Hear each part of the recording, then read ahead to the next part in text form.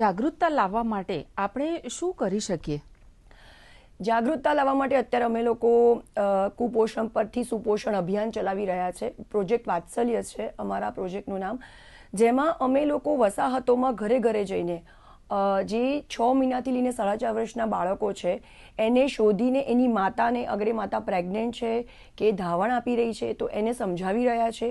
એક awareness camp કરીએ છીએ.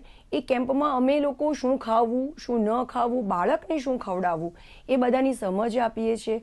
એની સાથે સાથે આ માતાઓ સોપારી ખાતી હોય છે તો એ ન ખાવી જોઈએ, એ ખાવાથી શું થશે એની માહિતી પૂરી પાડીએ છીએ. બીજી વસ્તુ, ઘરમાં એ લોકોને ક્યાંક ગંભીર બીમારી લાગુ પડી ગઈ છે તો એ લોકો સરકારી યોજનાઓનો બેનિફિટ નથી લઈ શકતા, તો અમે એમને આયુષ્યમાન કઢાવવા માટે મદદરૂપ થઈએ છીએ. બાળકના માટે સંદર્ભ કાર્ડ એને કઢાવવું હોય તો એના માટે મદદરૂપ થઈએ છીએ, જેથી કરીને એમના પૈસા ન્યુટ્રિશન આહારમાં જાય, ના કે આ બધી બીમારીઓ પાછળ વપરાય. એની સાથે સાથે વેક્સિનેશન, અગર એ લોકો ઘરે જો ડિલિવરી થઈ હોય તો એ નથી લેતા તો અમે અર્બન હેલ્થ સેન્ટરમાં એ લોકોને મોકલીએ છીએ.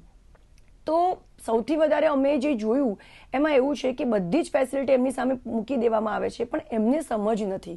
ફર્સ્ટ મિલમાં તે લોકો એને કુરકુરે વેફર જ આપી દે છે ને ક્યાં તો બિસ્કિટ આપે છે, એટલે બાળકના પેટમાં ક્યાં તો મેંદો જાય છે, ક્યાં તો બહુ જ સોલ્ટી આહાર જાય છે અને ક્યાં તો એવું તળેલું આહાર જાય છે, જેના કારણે બાળકનું સ્ટમક ધીમે ધીમે એટલું બગડી જાય છે કે એક સમય એવું આવે છે કે બાળક જમવાનું જ બંધ કરી દે છે.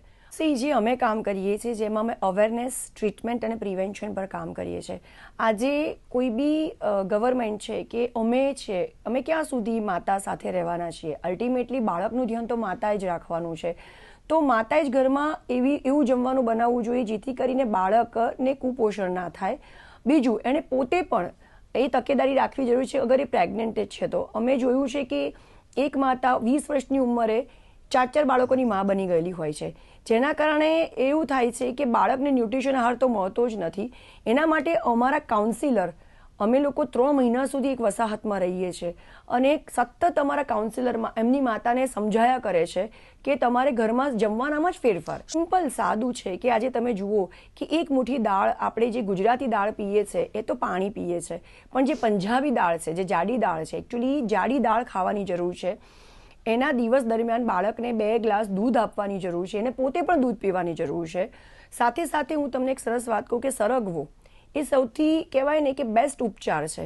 સરગવાનો પાવડર તમે શાકમાં કે દાળમાં મિક્સ કરીને બી બાળકને જમાડી શકો છો, જેનાથી પણ બાળકની ઇમ્યુન સિસ્ટમ વધે છે અને એને જે પ્રોપર ન્યુટ્રિશન મળવા જોઈએ એ મળી શકે.